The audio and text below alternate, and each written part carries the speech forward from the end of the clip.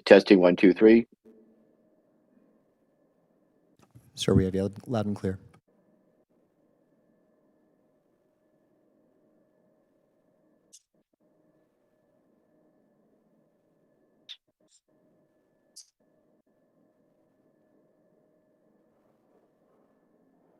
Okay, so what's the procedure from here? You ready? Sir, you can go ahead and begin.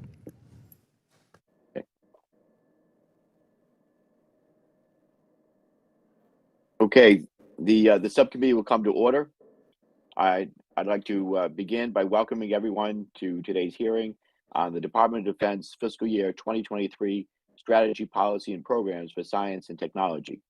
Following the open portion of the hearing, the subcommittee will reconvene in a closed classified members-only session in room 2212 with representatives from DARPA and the military services research entities. So to take care of some housekeeping things first, we've convened this as a hybrid hearing. Members who are joining remotely, including myself, must be visible on screen for the purposes of identity verification, establishing and maintaining a quorum, participating in the proceeding, and voting. Those members must continue to use the software platform's video function while in attendance, unless they experience connectivity issues or other technical problems that render them unable to participate on camera. If a member experiences technical difficulties, they should contact the committee staff for assistance. Video of members' participation will be broadcast in the room and via the television, internet feeds. Members participating remotely must seek recognition verbally, and they are asked to mute their microphone when they are not speaking. Members who are participating remotely are reminded to keep the software platform's video function on the entire time they attend the proceeding. Members may leave and rejoin the proceeding. If members depart for a short while for reasons other than joining a different proceeding, they should leave the video function on. If members will be absent for a significant period or depart to join a different proceeding, they should exit the software platform entirely and then rejoin if they return. Members may use the software platform's chat feature to communicate with staff regarding technical or logistical support issues only. Also, and finally, I've designated a committee staff member to, if necessary, mute unrecognized members' microphones to cancel any inadvertent background noise that may disrupt the proceeding. So let me begin with this by saying this is an important opportunity to examine the department's work to maintain the technological advantage that our nation enjoys. And I want to thank Ranking Member Banks for organizing this hearing with me, and thank our witnesses for joining us. Before us today, we have the Honorable Heidi Shyu, Undersecretary of Defense for Research and Engineering, Ms. Kristen Baldwin, Deputy Assistant Secretary of the Air Force for Science, Technology, and Engineering, Mr. William Nelson, Deputy Assistant Secretary of the Army for Research, Technology, and Chief Scientist, and Mr. Paul Mann, Acting Deputy Assistant Secretary of the Navy for Research, Development, Test, and Evaluation. So I thank and welcome our witnesses here today, and I must say that this is a bittersweet hearing for me, as it is the final science and technology posture hearing that I will chair before retiring at the conclusion of this Congress. It's remarkable, I have to say, to see how far we've come in the years since I joined the Armed Services Committee, going back all the way as a freshman. But I'm continually reminded of how far we have yet to go. Foremost are the infrastructure and facilities challenges throughout the enterprise. I have to say that it's shocking that we face a massive backlog in laboratory investment, more than $5.7 billion in the latest report to Congress. These challenges affect not just the pace and breadth of innovation, but also our ability to attract and retain the top-tier talent that we depend on. I'm committed to doing everything in my power to address this issue, and I look forward to hearing how to set the department on a sustainable path of research facility investment. This could not be more pressing. We also live in an incredibly dynamic world, as we all recognize, with an accelerating pace of innovation, but we face enormous challenges within the department in terms of technology, development, transition, and adoption. But these are not just about the adoption of commercial innovation and more agile procurement, but the department's willingness to invest at scale in potentially game-changing technologies. The case study for this, in my mind, is electromagnetic railgun. It is incredibly disappointing to me that this program is being effectively shelved, with the Navy being unable or unwilling to make the effort to integrate and transition this capability into a warfighting system. Similarly, I'm perplexed as to why there is a sudden lack of support for the diode pump alkali laser program, a key directed energy technology that is making great strides. By shunning these programs, I fear that we are ceding a crucial technology space to our competitors, and they are not sitting by idle. However, I have to say that we also have seen incredible successes within the S&T world, particularly when it comes to the department's SBIR STTR program. So I wanted to highlight those as wins. For example, one small company has produced robotic exoskeletons and prosthetic systems to both augment human strength and help those with injuries or disabilities move independently. Another produced a hypoxia training system, which supports pressure on demand, reduced oxygen delivery to pilots flying jet trainers, solving a challenge that had long plagued the department. Such innovation would not have been possible without robust S&T investments. I will also, of course, include the incredible work done by DARPA on mRNA technology that led to the development of the current vaccines that we have today that have no doubt saved lives and kept people healthy, too numerous to count. And that was a game-changing technology, and it just underscores just the importance of early stage research and investment. In conclusion, I want to talk about our greatest strength as a country, the incredible talent and resources of our people, but we cannot expect our edge to persist indefinitely. We must aggressively invest in our future through STEAM education and workforce training. We must ensure that we are able to contribute, and that means that we are all able to contribute, and that means ensuring diversity. That for example, historically Black colleges and universities and minority-serving institutions are full partners in the defense ecosystem, and it means enabling small businesses to bring their unique capabilities to this innovation base, and it means that researchers, engineers, and innovators who bring their talents to the unique challenges of national security should find a Department of Defense able and willing to embrace their ideas rather than an opaque system that has too often impedes the rapid adoption of innovation. So I know that our witnesses today share my concern and my desire to do right by our incredible women in uniform that serve and protect our nation in such a major way. And I thank you all for appearing, and I look forward to today's discussion and working with each of you in my final year on the committee. With that, I'll now turn to Ranking Member Banks for any comments that he may have. Thank you, Mr. Chairman. And first and foremost, I'd like to welcome a special guest, the mayor of New Haven, Indiana, from my district, who is joining us in the back row. I told him he didn't have to stay here for the entire hearing, but I wanted him to come and see his congressman at work. So welcome, Mayor. Thanks for joining us today. Thank you again, Mr. Chairman, for those remarks, and thank you to our witnesses for your time today. The work that you and the men and women in your enterprises do to transform our capabilities and technology through research and development will be the defining factor in future conflicts. Our adversaries are heavily invested in emerging technologies through expanded research and development, recruiting top scientists, and stealing our intellectual property. They are transforming these technologies into capabilities that we will see on the battlefield. Our armed forces are made up of incredible men and women, but we are putting them at a disadvantage if we fail to equip them with the best capabilities and technology. In the past year, we have seen several high-profile departures from people in positions related to innovation.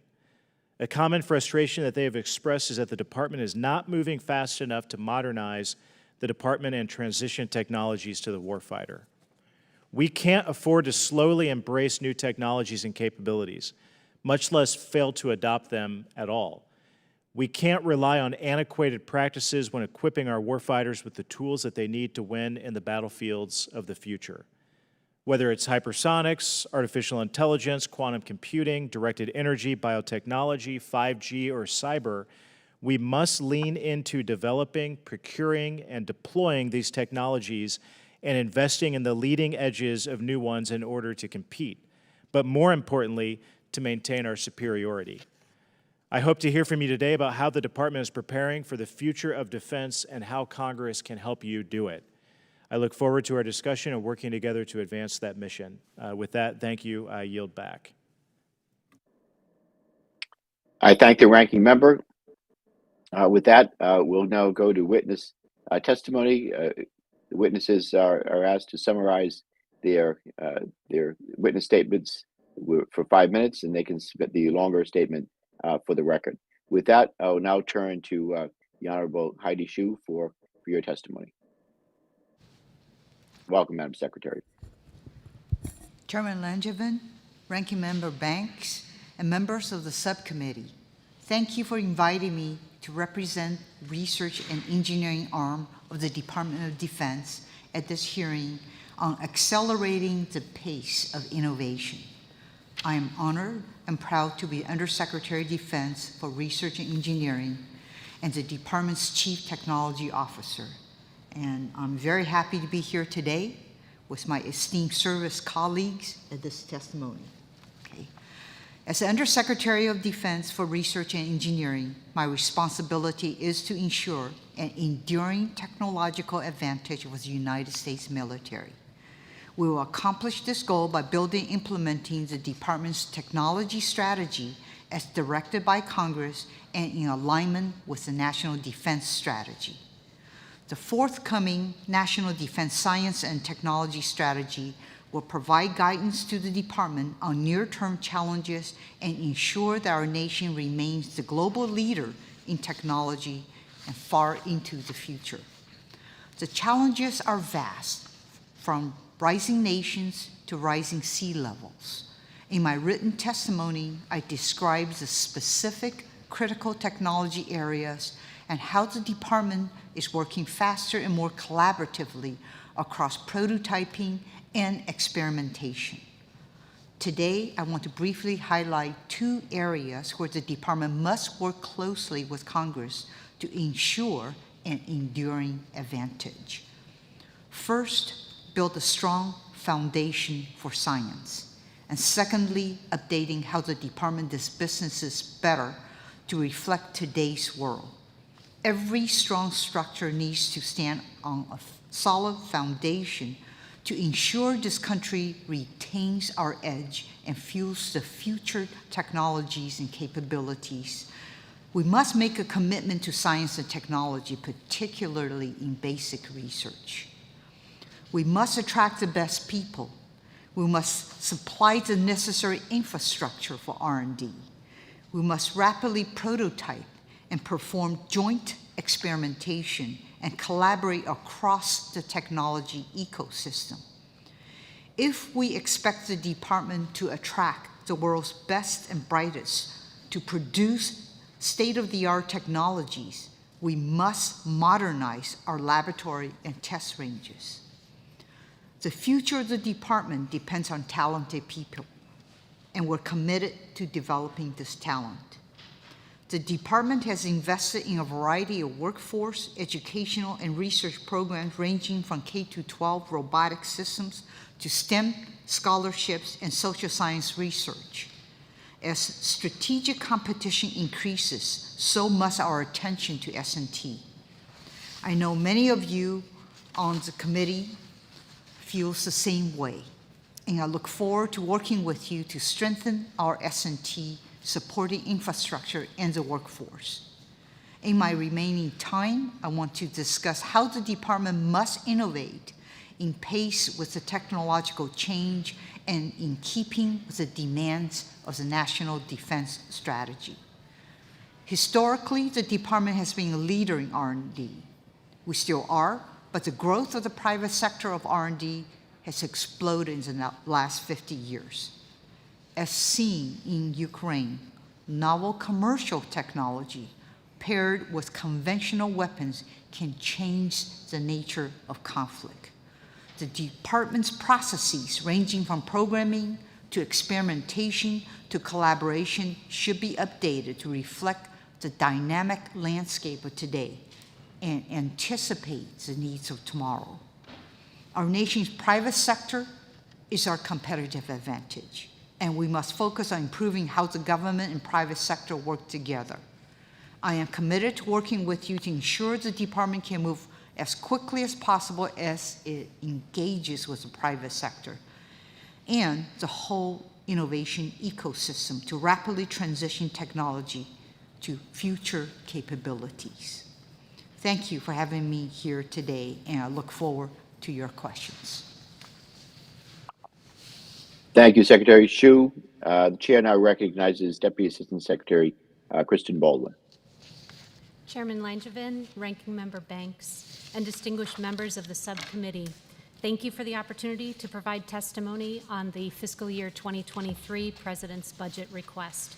The Department of the Air Force Science and Technology portfolio addresses near, mid, and far-term capabilities with a focused transformational component that matures game-changing technologies for transition. It is clear that supremacy in the air and space domains can no longer be presumed without deliberate technology investments, modernization of our military systems, strengthening innovation and partnerships, and growing the talent, skills, and diversity necessary to deliver operational capabilities. Our S&T budget is invested in critical technology areas, including artificial intelligence and autonomy, quantum, hypersonics, microelectronics, directed energy, biotechnology, and many others. Research and technology is cross-cutting in its application, and breakthroughs routinely provide multidisciplinary benefits. Thus, the Air Force Research Lab remains one laboratory supporting both the Air Force and the Space Force. We continue to push the boundaries of modern technology to transform our warfighting capabilities. Our WarTech process has demonstrated great success engaging warfighters and technologists to ideate and mature transformational S&T. We have initiated over 24 WarTech projects and 4 Vanguard programs. Designed from the start as collaborative teams from S&T, acquisition, operations, and test communities, Vanguards couple investments across multiple budget activities to bridge the transition gap from S&T and to acquisition. 3 of the 4 Vanguard programs will achieve their transition by the end of 2023. We continue to transform the way we work with commercial small business. In 2021, we launched SpaceWorks, focused on pursuing novel technologies for the Space Force. SpaceWorks is an organic part of AFWorks, leveraging shared processes and resources. Last year, we awarded over 1,800 small business innovative research and small business technology transfer contracts. More than 75% of these small businesses are new performers to the Department of the Air Force. Since 2018, our SBIR performers have received over $6 billion in follow-on government contracts and $17.5 billion follow-on in private investment. Maintaining our world-class talent requires agile processes to be able to recruit, hire, and retain personnel. We make great use of the authorities that the Congress has provided to the science and technology community. In particular, direct hiring authority and enhanced pay authority allow accelerated hiring and the ability to attract top-notch talent in cutting-edge areas.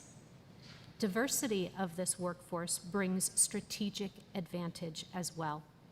The Air Force Historically Black Colleges and Universities and Minority Serving Institutions Outreach Initiative is a $97 million effort providing HBCUs and MSIs the opportunity for research and development funding through strategic partnerships with small businesses. In 2021, partnerships were formed with 19 of these institutions. Looking forward to our future technical talent, last year, our K-12 STEM program impacted 1 million students, 16,000 teachers, and involved over 4,000 volunteers. A highlight of our STEM portfolio that I'd like to share with you is the Legacy program that reconnects young students as they grow from craftsmen to junior apprentices to interns. And in 2021, 388 students participated in our Legacy program with a return rate of 84%. I thank you for your strong support of the Air Force and Space Force Science and Technology, the authorities that you've provided, and this opportunity to testify. Thank you, Deputy Assistant Secretary Baldwin. The chair now recognizes Deputy Assistant Secretary William Nelson. Chairman Langevin, Ranking Member Banks, and distinguished members of the subcommittee, thank you for the opportunity to discuss Army Science and Technology strategy, policy, and programs today. These are all designed to realize U.S. Army modernization priorities, founded on a robust S&T ecosystem to provide our soldiers a technological advantage. Army modernization is a team effort, spearheaded by the Assistant Secretary of the Army for Acquisition, Logistics, and Technology and Army Futures Command. Includes a network of synchronized laboratories and engineering centers located across this great country. Together with our partners from the other services in the Office of the Secretary of Defense, Army labs and centers are working with academia and industry to develop new technology that is driving near and midterm modernization to equip the Army of 2030 and performing the fundamental research to enable the Army of 2040 and beyond. The Army is building a balanced S&T portfolio for near and midterm technology insertion and for technology breakthroughs for basic research. Our S&T strategy pays careful attention to supporting the signature modernization priority efforts while simultaneously maintaining and supporting research aimed at fundamental long-term change. We are continuing to transform the Army S&T business model to emphasize early collaboration and frequent communication between requirements, S&T, acquisition, testing, and sustainment communities, also with our academic and industry partners, and most importantly, our soldiers. As a recent AFC cross-functional team director, I can tell you firsthand that these communities are collaborating in unprecedented ways. Army scientists and engineers are changing the way warfighting concepts and requirements are developed, which then shape longer-term research projects and goals. Our program executive offices are maturing an exceptional number of technologies emerging from S&T, and the cross-functional teams are quickly delivering our signature modernization programs to meet the demands of joint multi-domain operations. Our basic research programs enable the foundational work that will define the technological capabilities of the Army of 2040 and beyond. At the center, the Army Research Lab has built a network of regional hubs and labs that give us access to the widest spectrum of scientists in colleges and universities across the country. These talented researchers and academic partners perform cutting-edge research in a variety of critical areas to the Army, including quantum science, synthetic biology, and artificial intelligence. Our university partnerships provide Army access to our country's world-class science, technology, engineering, and mathematic talent. And the Army's educational outreach program helps develop STEM talent across the spectrum from kindergarten through college, with a strong focus on reaching traditionally underserved communities. Of course, as with all educational programs, COVID-19 caused some disruptions. However, I am pleased to say we were able to successfully pivot to virtual programs in 2021 and served approximately 28,000 teachers and students across the country. Army labs are powered by an S&T workforce that is diverse, technically competent, and highly educated. The congressionally provided special personnel hiring authorities have been critical for Army laboratories to remain agile and competitive with the private sector. Last year, direct hiring authorities allowed Army laboratories to hire 650 government scientists and engineers in critical fields such as bioengineering, neuroscience, computer science, and materials engineering.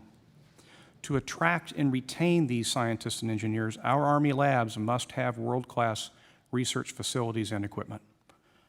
Due to several factors, many research and test facilities would greatly benefit from revitalization and recapitalization. We are making slow but steady progress by relying on a spectrum of congressional authorities to resource and modernize these facilities. Your support to raise the laboratory infrastructure construction cost caps would be greatly appreciated. In conclusion, I want to thank the members for their time and support. Gaining and exploiting new scientific knowledge is crucial to the advancement of warfighting capabilities, and we must safeguard these endeavors as a national critical resource. Army S&T is at the forefront of acquiring the knowledge essential to its land warfare mission and developing technology-enabled and soldier-informed capabilities that will transition to meet the warfighter dominance needs of the future. Thank you. Thank you, Deputy Assistant Secretary Nelson. The chair now recognizes Acting Deputy Assistant Secretary Paul Mann for 5 minutes. Chairman Langevin, Ranking Member Banks, and distinguished members of the subcommittee, thank you for the opportunity to address the Department of the Navy's investment strategy for the science and technology portfolio. The United States is a maritime nation. With our allies and partners, the Department of the Navy provides security and stability, maintains the peace, and ensures free and open access to the world's waterways. We continue to face a rapidly changing global security environment as evidenced by Russia's invasion of Ukraine and China's continuing efforts to challenge the United States' influence in the Pacific. To generate our competitive advantage, we leverage the full force of our Naval Research and Development establishment, which includes our Naval Warfare Centers and Laboratories, the Office of Naval Research, and our partnerships with allies, industry, and academia. Our diverse team is focused on outcomes driven by learning, agility, scalability, and systems that leverage innovative technology and systems engineering to deliver maritime dominance in the joint fight. In alignment with the SECNAV's enduring priorities and the CNO's and VCNO's navigation plan and Get Real, Get Better campaign of learning, we continue to push technological boundaries. Our investments in prototyping, experimentation, partnerships with operational forces, and collaboration with allies enable the agility we need to keep our adversaries disadvantaged. With your support, our workforce of dedicated scientists, innovators, and engineering professionals will continue to develop and deliver the most effective capabilities that solve immediate and future key operational challenges. We endeavor to support our operational forces with enduring asymmetric and technological advantages across all operational environments. Our strategic investments in research and development enable the competitive edge we require today, tomorrow, and for decades to come.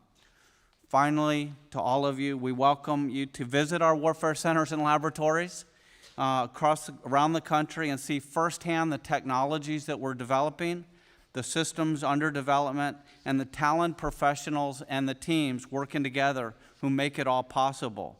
We believe our workforce is our competitive advantage. I'm honored for this opportunity to answer questions and share insights on matters important to the subcommittee and our nation. Thank you.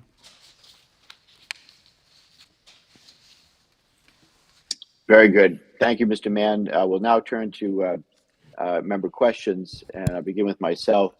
Um, so to our witnesses here today, investment in department S&T efforts continues to be dependent on large congressional increases to maintain an appropriate level to support future warfighters. Why is this, and what capability gaps could you fill with a larger S&T budget? Secretary Shu, why don't we start with you?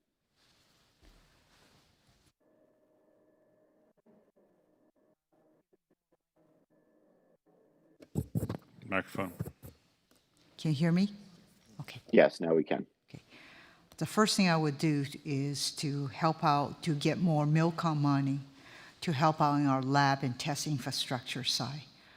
This is where there's a huge deficiency that you have seen. There's $5.7 billion of UFR that went over. And I think that piece is absolutely critical for us to put some additional funding against. So that will be my number one priority. Along with some of the lab and test infrastructure, I'll give you an example. There's about $500 million needed by the Navy Electromagnetic and Cyber Countermeasures Laboratory to modernize the lab in order to develop and evaluate emerging threats and to be able to support the increased number of classified projects. So this is just one example of chunk of money that we need. Chairman, so I would just add a few comments. If you're familiar with the Department of the Air Force S&T strategy. Sorry, could you pull the microphone closer to you? Just pull it, grab it, there you go. Absolutely, excuse me. Our S&T strategy for the Department of the Air Force highlights a focus of directing 20% of our investment towards transformational technologies. I spoke to this in my opening remarks, and I would just say that that's an area of the investment where we're really trying to bridge the capability gap to our most critical priorities. You may be also familiar with the Secretary of the Air Force's operational imperatives in order to keep pace with the China threat. We are actively identifying what capabilities are needed and using this transformational S&T component to align with those capability gaps. So that will be one, but I would be remiss if I also did not mention basic research. The Department of the Air Force invested an increase in the basic research account for fiscal year 23, increasing it up to $550 million for 23, and this is just an important enduring investment. And those are my two remarks. Thank you, Mr. Nelson. I would just add, I would probably stay on the infrastructure note that Honorable Hsu mentioned. That is certainly an area that we all share in common and could always use additional support. But as I mentioned in my opening comments, I would ask that the subcommittee consider some of the limitations that have been implied due to, I believe it's Section 129, but in some cases that ability to, if we can raise that limit, will allow the services a little more ability to get after some of these more challenging projects that we have that we're just unable to get after given the current limitations that we have. And so again, we'd like to work with you in terms of what a modest improvement or increase to that would be acceptable to the committee and to Congress. That would be where I would focus my attention, sir. Okay, Mr. Mann, do you have anything to add? Sir, I'll just echo one point, is that while we're balancing all of the investment in the S&T portfolio, attracting the world's best and brightest, getting them here and unleashing their talent for decades, we want them to enjoy working in modern facilities. And so competing with the infrastructure requirements across the entire landscape is always challenging. And building the laboratories that these professionals can execute their mission will go a long way to sustaining our enduring advantage. Thank you. Okay, thank you. I appreciate the witnesses' answers, but I'll be honest with you, no one really answered the question as to why Congress needs to continue to add funding each year. Secretary Shu, would you try? Can you go back and try to address that question? Because you know, you have significant budgets, but every year, you know, we're having to add on. I think our, can you hear me? Okay. Yes. So realistically, there's always greater demand than there is the supply side. So I would say every single year we tally up the type of investment that we have made from 6.1, 6.2, 6.3, and 6.4 as well.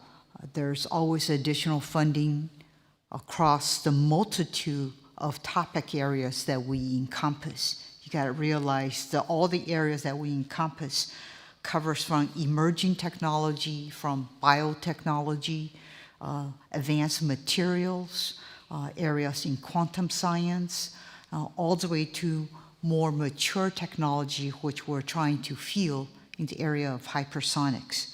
So our requests are vast. Part of the reason is because we cover a wide span of different technology areas. But we're going to have to keep working on this together because there are significant gaps that exist, and we need to work harder on closing those gaps. My last question for now, anyway.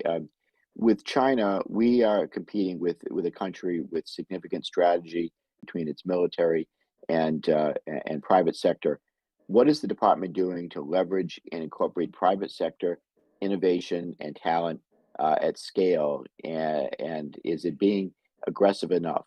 And what is the role of the organizations like DIU and others? I was just out there with Ms. Bice. I was out at DIU in California last week doing a on-site visit. Very eye-opening. Very pleased that we could take time to be there and meet with the director and his team. But you know, what what is the role of organizations like DIU and others, and why did these efforts, particularly DIU, continue to seem to struggle to get buy-in and support from senior leaders, given the return on investment that they provide? DIU has done an exceptional job in the last 6 years in terms of developing dual-use technology that can satisfy needs of our military. I think if you look at their track record, about 40% of the projects that they have started have successfully transitioned into the hands of the warfighter. That is the tally that they have tracked so far. The other organization that we have across every one of the services, there are innovative organizations that's also looking to the commercial sector for innovation and for ideas that we can transition in terms of solving our services problems. Example, Army Rapid Capability Critical Technology Office. They have very successfully had 3 different industry engagements, engaged very closely with the small companies, and they pull in program executive officers from the Army to identify what are the critical technology gaps that they have. It's that marriage of understanding the critical capability gaps and developing solution space that they're trying to bridge. They have funded a number of small companies with their innovative ideas, and they are developing prototypes and handing the prototypes over to program management office to enable the rapid transition. So all of that is happening as we're looking across every one of the services. Do you think that DIU does not struggle to get buy-in and support from senior leaders, again, given the return on investment? Well, I think DIU has very strong support. I spent an entire day at DIU last month, so I've been waiting until the COVID dies down so I could actually fly out. So I spent an entire day over there. They have my respect and my attention. So at the senior leadership level, I absolutely concur that I support them 100%. I also had an opportunity to meet with the captains and the majors that's down there. They're incredibly dedicated. A lot of the reserve officers. So I'm very pleased with what DIU has accomplished, and I think they're a little frustrated with the FY22 budget cut, but that was in the last administration. So I am here now, and I'm able to support them in terms of going forward. Well, I certainly think that DIU deserves our support. It certainly has mine, and we want to continue to leverage the model that they bring to the table in engaging with these small innovative companies. With that, I'll now turn to, I think Ranking Member Banks had to step out. If that's the case, I will yield to Ms. Bice for 5 minutes. Thank you so much, Mr. Chairman, for having this hearing today and for the witnesses for being here. As was mentioned, I was on CODEL with Chairman Langevin last week, and it was incredibly enlightening to see all of the incredible technology that's happening, in this space. I want to start with Dr. Hsu. The demands of the present era call for new operational concepts, increasingly joint operations, and quickly fielding emerging science and technology opportunities. How does the department jointly move early research and new scientific breakthroughs into warfighting capabilities? As someone who's a freshman who has been in the technology space, one of the things that's been most surprising to me is the slow pace of innovation within DOD. And I feel like that whether it's a procurement process or a requirements process, it's such a long lead time, and technology is emerging so quickly. So I want to know what the services are doing jointly together to try to push forward with these new and emerging technologies. That's a great question. I'd love to spend some quality time with you. Let's do that. One of the things that we have initiated that you may have heard about is the Rapid Defense Experimentation Reserve, what's called RADAR. RADAR was initiated last year to address joint warfighting capability gaps. So we took the joint warfighting capability gaps and went to the services and asked them, do you have prototypes that you're developing that could close these joint warfighting capability gaps? And I was shocked. Within 5 weeks, we received over 200 proposals, spanning from unclassified to secret to top secret to special access.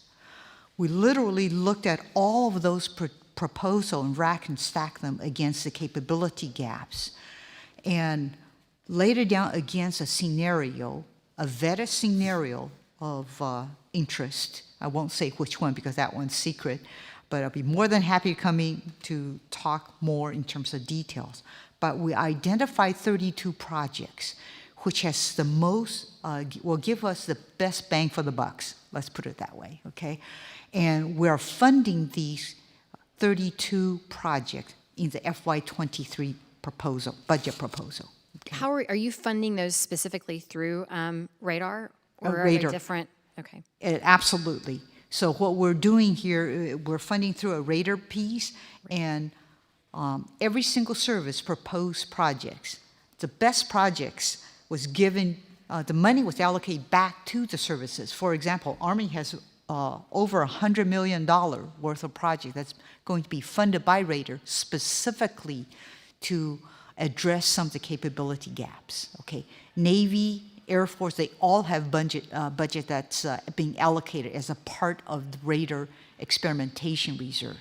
So what's going to happen? This is a campaign of joint experimentation that's going to continue every 6 months. So we are able to take rapid prototype capability externally and be able to add it in to show utility in terms of closing our gaps and look for rapid transition into the services' hands. That's perfect. Thank you for that. To follow up, what improvements would you recommend to the defense acquisition process to speed up delivery of technology. And I think this is an area that I've had lots of conversations on, but we need to move forward quickly. What do you suggest for improvements in that realm? And I'm happy to throw that to any of the other witnesses. So there are several shortfalls that I see right now. Shocking. Okay. But one of the shortfall is when I engage with small companies to come up with really innovative ideas. One, there's a lack of funding for them to move into production rapidly. So they have developed several prototypes, and the government, the DOD, is very interested in their prototypes. They want to be able to ramp up, and they don't have the capital, right, to help them ramp up. So this is one thing we're helping by the FY22, the AppFit funding has given me $100 million to help address to bridge this production capability gap, okay? So very appreciative of the Congress is giving me the $100 million. So this way I can help some of the small companies to help them to ramp up into production. Okay? Is that similar to what DIU is doing with the companies that they're working with, trying to get them ramped up? DIU is trying to get the services interested to be able to say, here's the technology that we have developed. You have an interest in this technology. I'm going to transition over to you.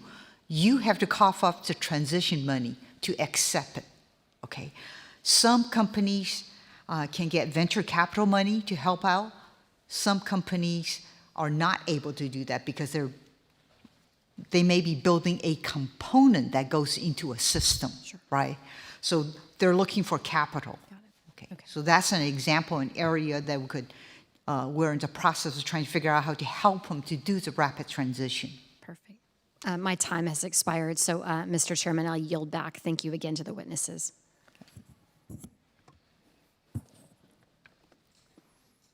You're on mute, Mr. Chairman, sir. I think you're on mute. Yep. Thank you for the line of questions, Ms. Vice, and the answers there. Mr. Moulton is now recognized for 5 minutes. Thank you, Mr. Chairman. Undersecretary Hsu, the department has repeatedly emphasized harnessing commercial technology better. This has obviously been a theme of the hearing so far, but I'm not sure the money tells that story. The Defense Innovation Unit, DIU, has proven success in accelerating development and fielding of advanced technologies America needs and working around a 60-year-old acquisition process that frankly is holding us back and allowing our adversaries to get ahead. We've often joked that the best thing for DOD would be if China copied or stole our acquisition process, because that would really hobble them. It's been Congress, not the department, that has repeatedly pushed investment in DIU and in innovation. Now, you just said that you support DIU 100%, but your budget is basically flatlining it from FY21. You factor in inflation, that's about 90%.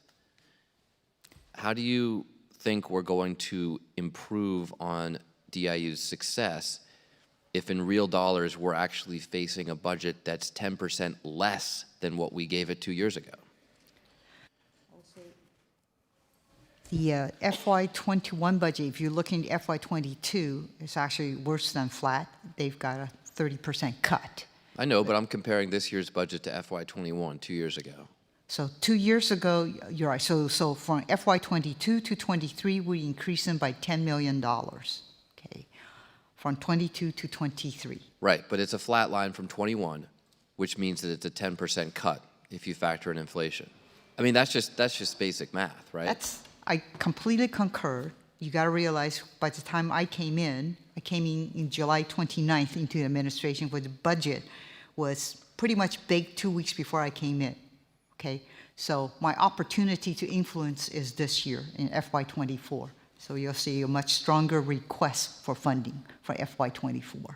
Okay.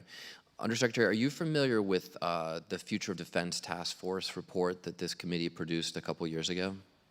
No, sir, I'm not. Okay, well, in that report, which is the first time that the House Armed Services Committee has really looked 20 or 30 years ahead at where we need to be, and it's a remarkably bipartisan report, entirely bipartisan task force, 4 Democrats, 4 Republicans, with a fully supported bipartisan report.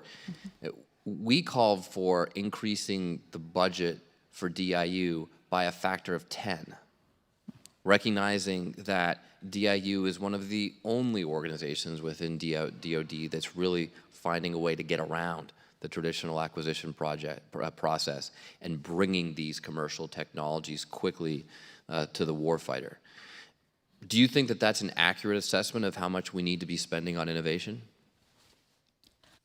I would say DIU is not the only organization that's bringing commercial technology in. I think it's very important for you to hear from each of the services what they are also doing in terms of bringing commercial technologies in. I gave you an example of Army Rapid Capability and Technology Office, who have about $46 million this year, also going out completely to the commercial industry, small companies, to look for ideas to solve problems that they have. So that's just one other example of service. I'll be happy to share with rest of the service members here to tell you about what they're doing in terms of leveraging commercial technologies. Well, we don't have time to get into all of it right now, but I would just point out that we clearly need to be spending a lot more on innovation, not incrementally more, not 10% more, but on the order of magnitude of 10 times more. The FY23 budget continues to spend a majority of dollars on status quo weapons platforms, despite a record RDT&E budget for FY23.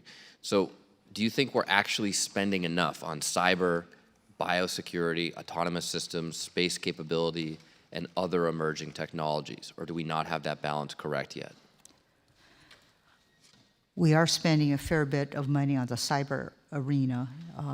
Some of those fundings are in the classified world, which is hard to talk about in this mechanism. But we'll be happy to follow up to talk about some of the other things that we're funding to address imminent threats. Well, I think that for any of us who have spent time in the classified world and looked at what our adversaries are doing, we need an order of magnitude increase in defense spending on innovation. I think that's a theme you're hearing a lot from this committee, and I hope to see that better reflected in next year's budget. Thank you very much. Mr. Chairman? Thank you, Mr. Moulton. I understand Mr. Banks has returned, so I'll turn to the ranking member for his questions. Thank you, Mr. Chairman. Secretary Hsu, I want to ask about the recent resignation of Mike Brown, the chief of the Defense Innovation Unit. And can you tell us about what the transition will look like? How will he be replaced? When will he be replaced? And also maybe you could comment on why he's leaving. So his term, excuse me, can you hear me? Okay. Yes. His 4-year term comes up. He is basically highly qualified expert HQE. His term is coming up in September. So he and I chatted about this. I just said, well, the most I could do is extend you by 1 year. My preference is to have somebody else in there that can span the duration of my term and bridge into the next administration, so ball doesn't get dropped between administrations, right? What I did is to extend his deputy by 1 year because his term was coming up this summer. This way, I will have his deputy with the skill set that's been here for the last several years to expand while I search for a replacement for him. When can we expect that replacement? Can you give us a more specific timeline of when? I can't give you a specific timeline because I need to do a search. So, Okay. what's the most What qualified? what will we be searching for? I will search for candidates that has experience in the commercial sector and preferably some experience in the venture world, or at least knowledge in the venture world, exposure to the venture world, and preferably also some time in the government. So you have experience on both sides, and then you can figure out, okay, what are the things I can bring from one side into the other side? I think it goes without being said, and I imagine in a very bipartisan way, this committee treasures the work of Mike Brown, the director of DIU. He's brought the Defense Innovation Unit to a whole new level that continues to excel at the mission of the core mission of the organization. I hope that we replace Mike Brown with someone with the same type of knowledge and experience and continue to move what DIU does in the right direction. With that, as you search for candidates to replace him, what can you tell us about what, in your mind, what is the next chapter? What are the next big steps of DIU to continue to support innovation and support our warfighters? I think the biggest challenge that they have faced is really trying to get the services to, on the other side, on the acquisition side, to help the innovation that they have found to go into production, because that's where the gap is. A lot of small companies, great ideas, have produced a lot of prototypes. It's this funnel that's going down to production, and it's the pull from the acquisition community that we need. So I think that's what I want to focus on, and this is where I think having somebody on both sides of the aisle with experience on both sides would help. Understanding the acquisition process and also have exposure to the commercial world can help to do the faster pull rather than just being extremely frustrated by the bureaucracy internally, right? Can you talk about what investments in the president's budget specifically for DIU will lead to better opportunities to solve some of those issues in the year ahead? I hope so. Anything specifically? So I'm saying FY24 is what I'm looking at, have an opportunity to impact the budget. Okay. Well, Mike Brown, unfortunately, isn't the only leader that we've seen leave the department who has an important role related to technology and emerging technologies and innovation. There have been several. I mean, in a very high-profile way. I mean, it's almost, for many of us who have been focused on this area, it's concerning when you see headlines after headlines of chief technology experts leaving the department, like the Air Force's chief software official who recently left and said the reason they left is because China is kicking our butt. Why do you think there's so much of that? Why do you think that concern exists among some of the leaders in the department that we've empowered to lead on this front? And what are we doing about it? I think it's probably the frustration with the bureaucracy and the process internally. First, I don't know the guy, but I heard that he was frustrated because of his lack of ability to get money to do things he wanted to do. So I don't know the details. Maybe Baldwin. If that's all right, I can.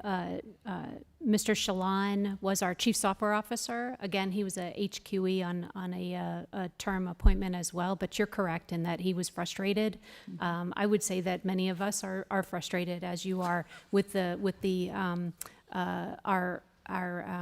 struggle to keep up with the pace of technology transition and modernization that perhaps some of our peers have achieved.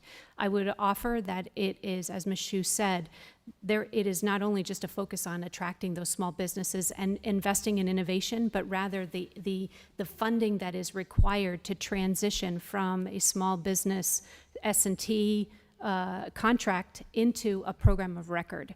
We've just completed a study in the Air Force for the Secretary on technology transition. We're briefing it out next month to the Secretary, and we have a set of major recommendation findings. Number one is tech transition funding to cross the valley of death. This is typically budget activity $6.4 that are, and the purpose of this fund is, as some of us have mentioned, prototyping and experimentation, and concept refinement and development planning. So these are focus areas that we believe are critical to close that gap, to actually bridge activities like DIU as well as AFWorks and SpaceWorks to be able to deliver and then transfer the technologies into programs.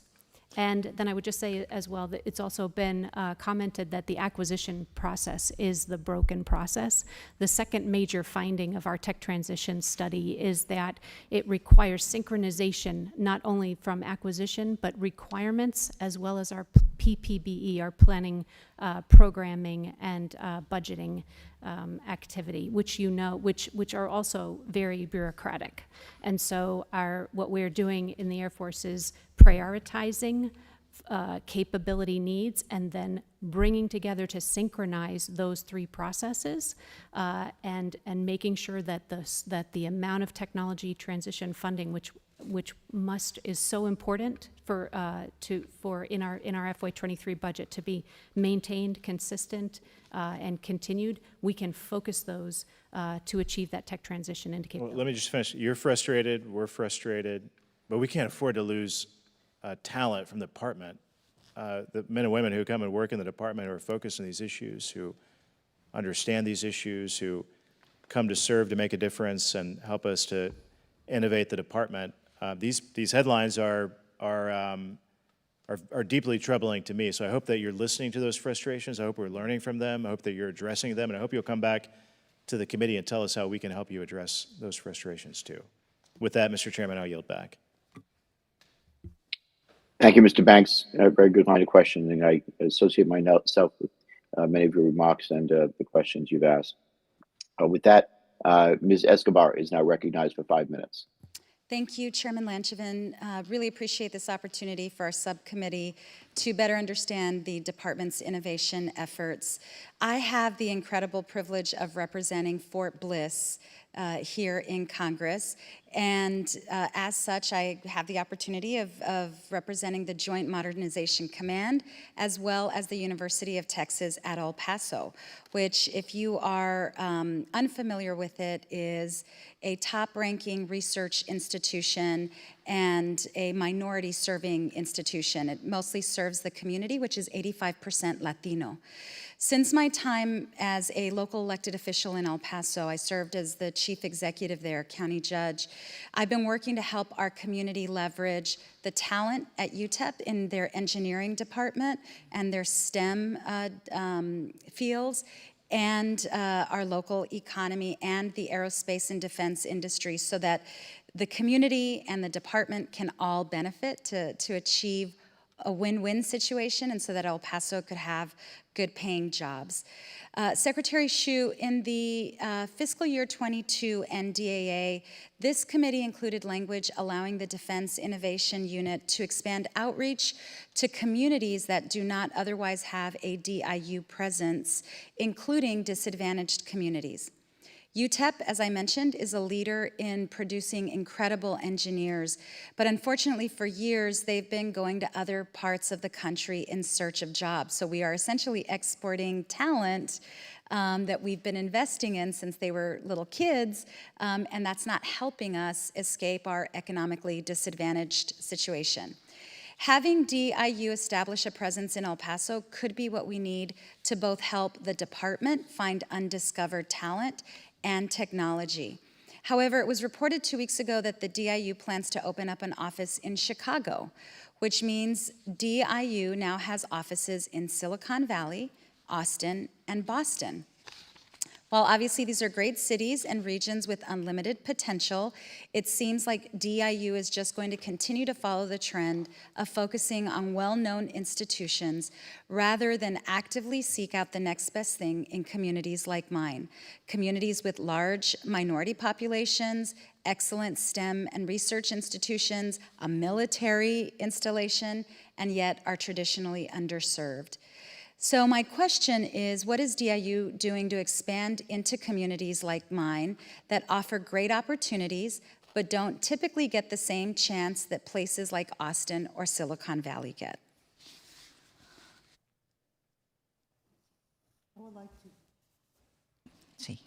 I would like to talk a little bit about DIU. DIU focus on major hubs, you're right. But I will say one of the key things that DARPA is doing is outreaching in communities that's not necessarily in major metropolitan areas. I think DARPA can probably talk about all their initiatives, what they're trying to do, expand in across the U.S. in multiple entities. The other thing I think I want to emphasize is we do have HBCU-MI activities, and maybe this is one area we can expand into, how we can help to expand into minority institutions to tap into the talent that's in UT El Paso. But we'll definitely take a note and look into that. Thank you. Wonderful, and I'd love to invite you to visit El Paso and the University of Texas at El Paso. You and your incoming director or your existing director, members of your team, there are tremendous opportunities in this country, especially in a community like mine.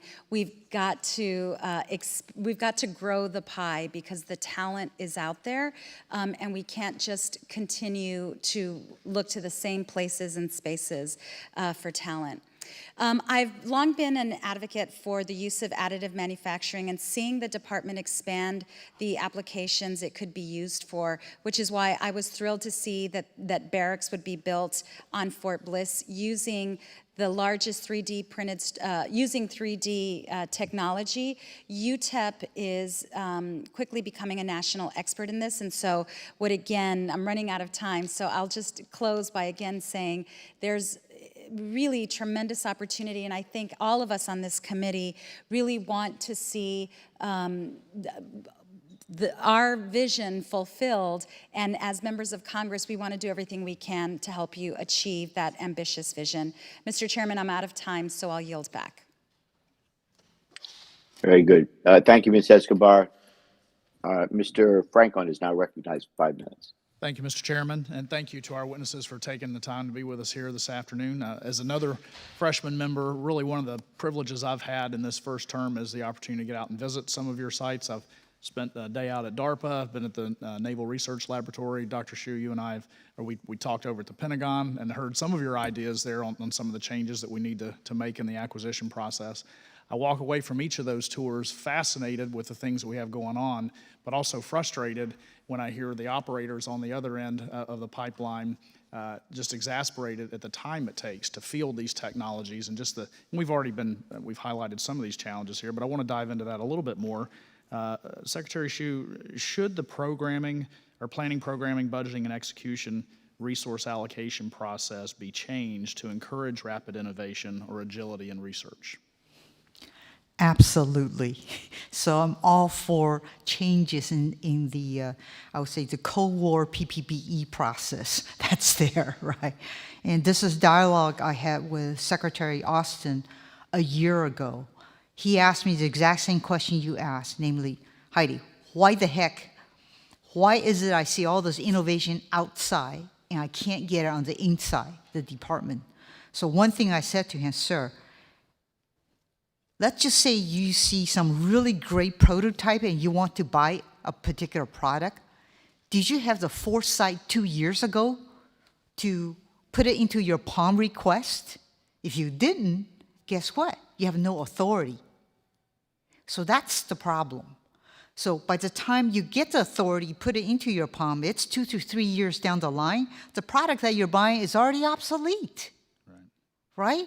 So this process absolutely has to change. There's plenty of innovation on the S&T side. It's the bottleneck getting it into the hands of the warfighter that the PPBE process has to change to reflect the agility that's utterly needed. So how do we go about doing that? Well, I hear there's a PPBE commission that's ongoing. So I do hope that they're looking at this very, very seriously and coming up with a great idea to compress the timeline. The other thing, you look at China, how are they able to accelerate so fast? They invest heavily in their S&T and R&D enterprise and test enterprise, right? They rapidly test things out and they field it and they go right on to the next idea, test it out and field it. They don't take a decade, right? So we absolutely must compress this timeline. I'm utterly passionate about it. This is why I want to leverage the radar activity that we have ongoing to be able to take the prototypes we need, test it out rapidly, and push it into rapid fielding. So you mentioned that the Chinese, I would say the old adage of fail quickly and fail forward and learn from that.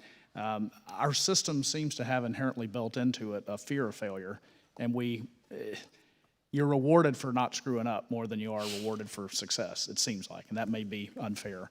But you talked some about the Raider program, but are there structural changes you would recommend that would allow the department's S&T ecosystem to take risks better and to learn faster and fail faster and move forward?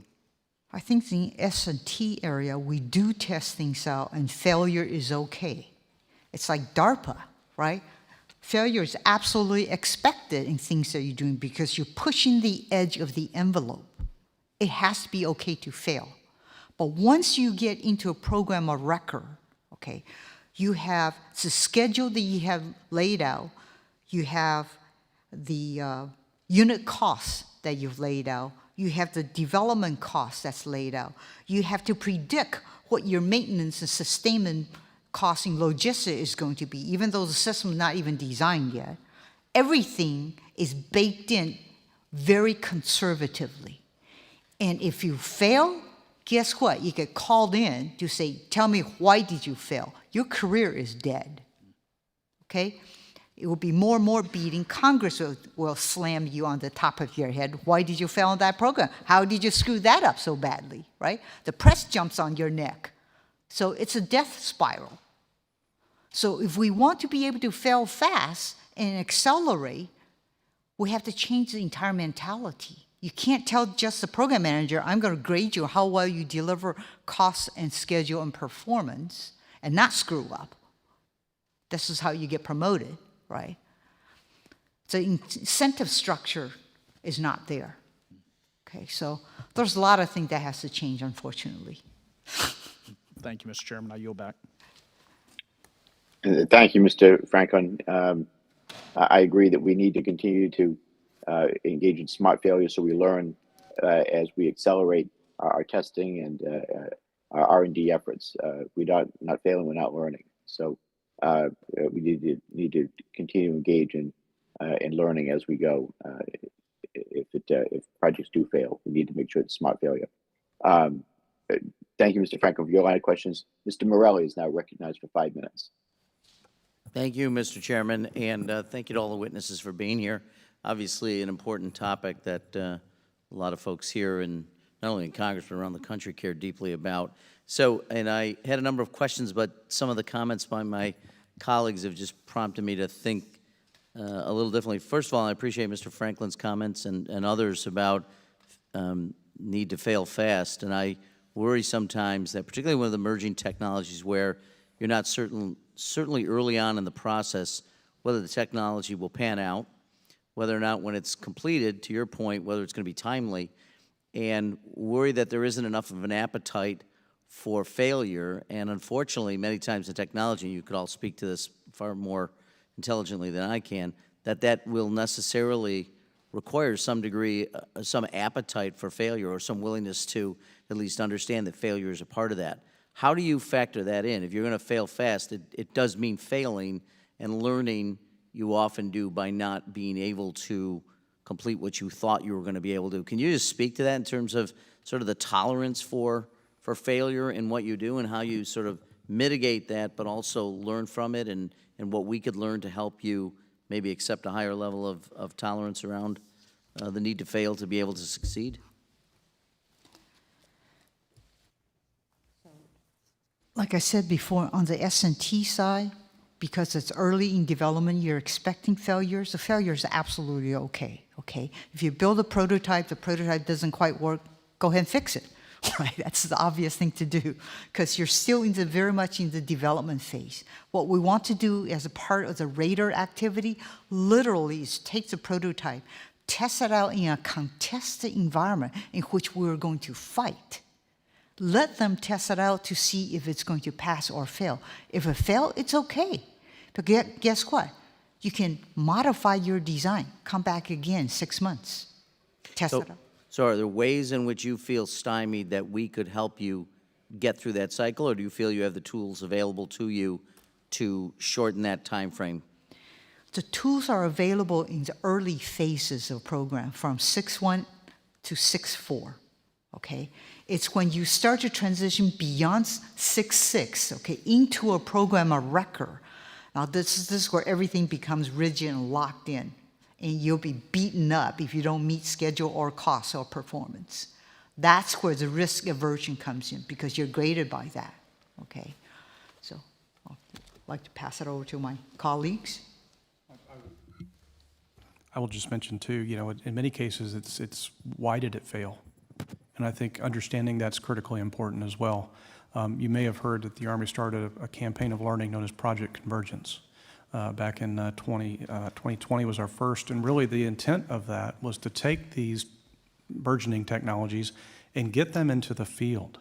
Get them into the field, get the engineers and the scientists, team them up with the soldiers, put them in a relevant environment that equipment will need to perform, and then go see how it works.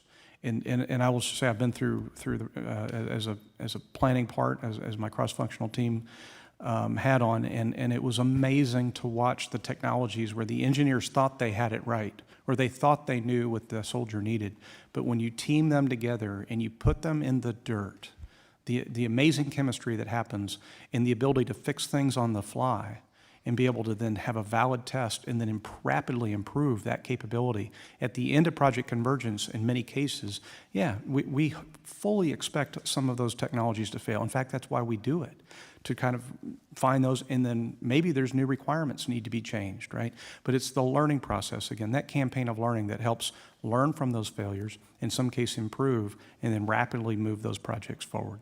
So I guess what I'm asking is, are there things that we could do to help you accelerate that, or some of the frustrations that people are voicing? Are there things we can do to be of assistance to you in speeding up that time frame, or am I just not understanding this well enough? Well, I would just say, I'd mentioned before, we've got two program elements, tech transition and requirements maturation program elements, and we would just ask for the continued support for the funding. That's $64, that those dollars fund that critical 2-year time frame between S&T and when we can get something into a program of record. The second thing that I would just offer that maybe hasn't been mentioned here is that we're all looking at digital technology, digital modeling, simulation, agile software practices, and so the continued interest by the Congress in allowing us to utilize advanced technologies and transforming our processes through digital tools is also going to, I think, have a significant benefit, because the failure can be, I like it to call it not just failure, but learning, just as my colleague, Mr. Nelson, described. You know, the knowledge gaining and the learning process, the recovery can be quicker when we are trading things in models and simulations versus expensive hardware prototyping. So I'd like to come back to this after. I'm running out of time, but I'm also curious. How often do you all connect with one another, and how do you share information, and how are you feeling about that collaboration? Ms. Hsu, in fact, stood up upon her entry, DepSecDef stood up a innovation steering group. That is where we share all of these practices, and I routinely meet with my service counterparts on major issues. So I think we're. And I'm sorry, Mr. Chairman, I'm over time. So I have monthly innovation steering group meetings in which all the services, along with the COCOMs, all participate. Okay. Very good. Thank you. Thank you, Mr. Morelli. Mr. Moore is now recognized for 5 minutes. Thank you, Chair. Apologize if there's any background noise. I'll direct my question to Ms. Hsu, but I welcome any other context from any other witnesses. Thanks again for being here. There's a recently released report, Safeguarding Our National Security by Promoting Competition in the Defense Industrial Base. There's several items, 5 key efforts that were identified, 2 of which are increasing new entrants and increasing opportunities for small business, something I believe in greatly. I left the management consulting world to come to Congress. And as you get involved in the bureaucracy of many of our organizations and departments, well, we all know that was a move from efficiency to not as much efficiency, I'll be honest. But I was prepared for that. But one thing I have found that I've been excited about is the Defense Innovation Unit, the DIU. And I think we've seen good outcomes from that. There's a proven capability of success with integrating, emerging technologies and harnessing the power of American innovation. Issue absent congressional direction. So without focus from Congress and a push from Congress, is the DOD dedicated to supporting and increasing investment in DIUs?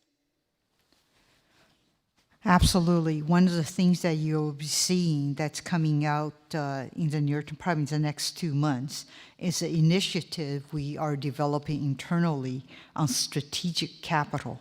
And this is where our plan is to help out small companies, to help them, to give them the capital that they lack, help them to find the capital, help them to tie closer into the program executive offices that the services will do the actual pull. So one of the things that AFWORK has done, let me just explain a little bit, is they've taken the funding from SBIR, SBIR funding, they've matched it with the PEO funding when the PEO is interested in this particular technology. They've also taken and gone outside to a venture capital, say, hey, here's a company that has a creative technology that the program office is interested in transition. Are you willing to match that funding? So let's say $1 million from SBIRs, $1 million from PEO, $2 million from venture capitalists. So this really helps the small business to get a lot more funding to continue to develop the prototypes and mature it to the phase that they can transition. So we're in the process of creating and standing up this office right now on purpose to bring the activity that has succeeded in AFWORKS and STRATFI within the Air Force to bring it across the entire DOD. So if I may, just align with that, the renewal of the SBIR-SITR program by the Congress is critical importance to all of us at DOD. And you've heard from the different variety of stats and the benefits of that program from each of us today. So I just wanted to reinforce that renewal is paramount importance. Thank you, and I would just jump in terms of, the Army has utilized the DIU program for a number of efforts and continue to see that as a gallant effort to help get these technologies into the field faster. But I would also add that we already mentioned SBIR-SITR. We have an XTech search program that also tries to reach out to non-traditional innovators and small businesses. That's another accelerator program, and we've got a lot of success from that. I think in some cases we don't articulate the successes that we have sometimes. There's a number of technologies that are making it across the valley of death. In many cases from small businesses. We had a company develop a new anti-jam GPS antenna. We had some metal powder 3D manufacturing. We had some live fire modeling done. All types of SBIR-related projects that are making it across the valley of death. But I think we can always improve our messaging both to you and to the American public in terms of how well we are doing in some cases. I think we do ourselves a disservice. But again, there's always could be room for improvement. I certainly would accept that. But I think there's a bright future in some cases here for a lot of these technologies. Excellent.